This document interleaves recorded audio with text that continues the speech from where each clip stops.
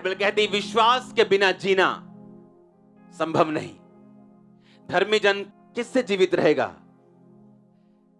कि पूड़ी छोले से? हां, कि सिर्फ चर्च जाने से? किससे जीवित रहेगा वो? पौलुस कहता धर्मी जन विश्वास से जीवित रहेगा।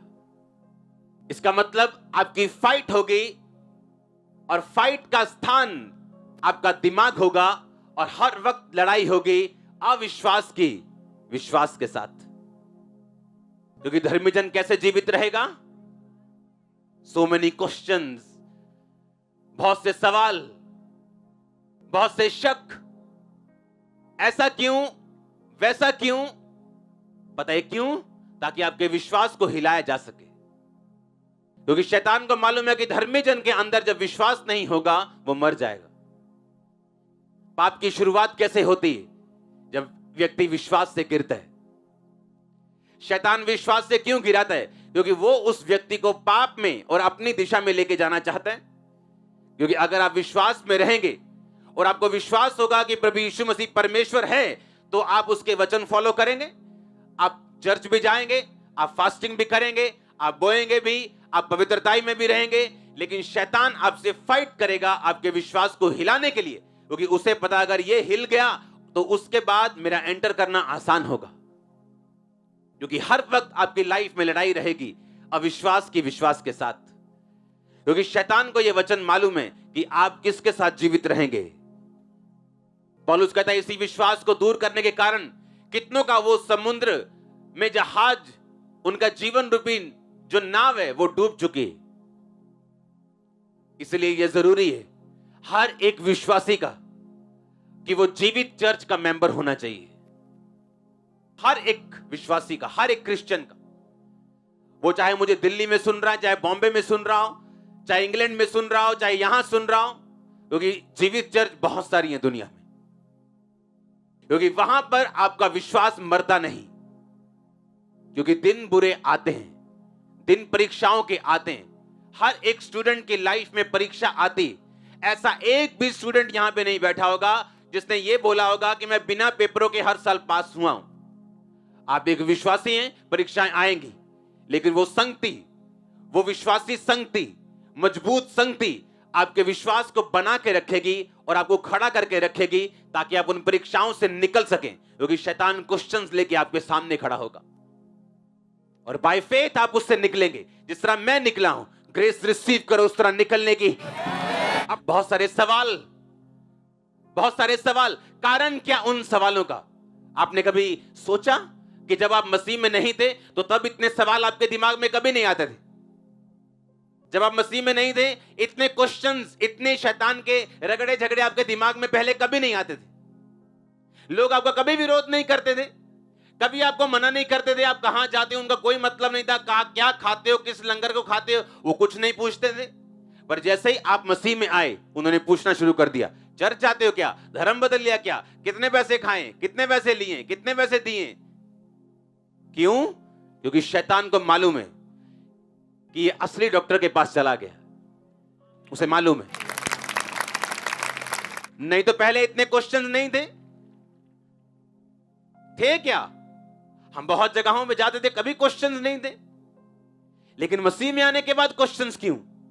क्योंकि शैतान उन क्वेश्चंस को पुट करता है, क्योंकि उसे मालूम है कि इसका विश्वास अगर बना, अगर ये विश्वास में खड़ा रहा तो ये जीवित रहेगा। उसका फाइनेंस, फैमिली लाइफ, उसका शरीर, सबसे बड़ा उसकी आत्मा जीवित रहेगी और ये वो नहीं चाहता। हालेलुया। और जब सवाल मन में आते हैं, आप जानते बहुत से लोग उन सवालों का जवाब शैतान को नहीं दे पाते और उसके बाद वो अविश्वास में गिरते हैं और वही काम करना शुरू करते हैं जो शैतान उनकी जिंदगी से चाहता है। अब उनका नाम पीटर, पॉल, पौलुस कुछ भी हो सकता है, लेकिन अंदर से वो जानते हैं कि वो विश्वासी नहीं। क्योंकि विश्वासी जीवन जीने के लिए आपको विश्वास से, फेथ से जीना पड़ेगा। हालेलुया। आपने देखा कि यीशु मसीह के पिता, जो उसके शारीरिक पिता नहीं, एक तरह से ऑफिशियल उसके मम्मी के हस्बैंड थे वो, उसको बोला कि इस पुत्र को उठा और अपनी वाइफ को उठा और मिस्र में चला जा, और जब तक मैं तुझसे ना कहूं तब तक वही रहना, हेरोदेस के मरने तक वही रहना, क्योंकि हेरोदेस इसको मरवाना चाहते। और जब हेरोदेस को मालूम हुआ कि वाइज मैन ने उसके साथ ठट्ठा किया, धोखा किया, तो बाइबल कहती उसने भेजा उसको कि जाओ और वहां पे जितने बालक 2 या 3 साल के हैं छोटे, उन सबको मार दो। अगर आज उनकी हम गिनती देखें तो वो 20 से 30 बालक थे। उस समय की पॉपुलेशन के हिसाब से, उस नगर की पॉपुलेशन के हिसाब से 20 से 30 बच्चे थे जो उसने मरवा दिए थे। अब मैं आपको एक बात पूछना चाहता हूं, क्या उन बच्चों का कोई कसूर था कि वो मारे गए? तो परमेश्वर ने उन्हें बचाया क्यों नहीं? मैं एक सवाल पुट कर रहा हूं, जैसे शैतान आपके मन में सवाल पैदा करता है कि नहीं करता? वो पैदा करता है कि नहीं? अगर तो वो आपके दिमाग में पैदा नहीं करता, इसका मतलब आप डेड हो, आप जीवित हो ही नहीं, क्योंकि उसको आपसे मतलब ही नहीं, आप पहुंचे नहीं हो वहां तक कि वो सवाल पैदा करे और आपको पीछे करे। वो सवाल पैदा करता है इसलिए कि आपके फेथ लाइन को गड़बड़ कर सके, और जब विश्वास बिगड़ता है एक इंसान का, उसके बाद वो एक मुर्दा है। लेकिन आप कैसे बाहर आएंगे, मैं आपको बताता हूं। आप जानते हैं परमेश्वर हर एक विश्वासी से बात करता है। जितने विश्वासी जेन्युइन हैं, जितने विश्वासी जेन्युइन हैं, बैप्टिज्म ले चुके हैं, पवित्र आत्मा पा चुके हैं, उनसे डायरेक्ट ना सही जिस तरह वो अगुओं से बात करते हैं, लेकिन वचन के जरिए कभी कभी मन में डाल के हल्की सी बात को वो विश्वासियों से बात करते हैं। आज के बाद कभी जज आप नहीं करेंगे कि वो 20 लड़के क्यों मर गए, क्योंकि उसका रीजन ये था कि जब परमेश्वर वहां पे थे, प्रभु यीशु मसीह, तो यहोवा के दूत ने बोला इस बालक को उठा और इसकी माता को उठा और यहां से चला जा। डिवाइन इंस्ट्रक्शंस, ईश्वरीय वर्ड यीशु मसीह के फादर को मिला और वो उसे उठाकर वहां से चले गए और बचाए गए। हर वो विश्वासी जो परमेश्वर के ईश्वरीय वचन के साथ जुड़ा हुआ है कभी मर नहीं सकता।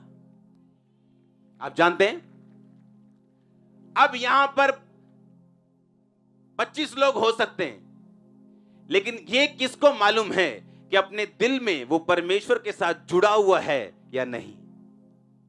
और अगर उन 25 में से 20 लोग नहीं जुड़े हुए और उन पे कोई मुसीबत आ जाए, लेकिन बैठे वो एक जगह ही हैं, तो लोग सोचेंगे ये 20 कैसे मर गए। लेकिन वो 5 जो नहीं मरे, उन्होंने इंस्ट्रक्शंस को सुना है और उसको क्या किया है, फॉलो किया है। डैडी को मालूम होता है कि मैंने उसे उठाना है और मिस्र को जाना है, और उसे उठाया और रात को लिखा मिस्र को चले गए, तुरंत, इमीडिएटली। अगर आज एक विश्वासी को मालूम हो जाए कि मुझे सिगरेट छोड़नी है, छोड़ने में 3 साल लगाता है वो। उन 20 लड़कों से परमेश्वर की कोई दुश्मनी नहीं थी, वो इसलिए मारे गए कि डिवाइन इंस्ट्रक्शन को, अगुवाई को, खुदावन की अगुवाई को लेने में वो नाकाम रहे, फेल रहे। अब यहां पे कितने जन बैठे हैं? वचन मैं सबको दे रहा हूं, ऑनलाइन लाखों लोग होंगे, गुरदासपुर हजारों लाखों होंगे, लेकिन कितने हैं जो उसे फॉलो करेंगे?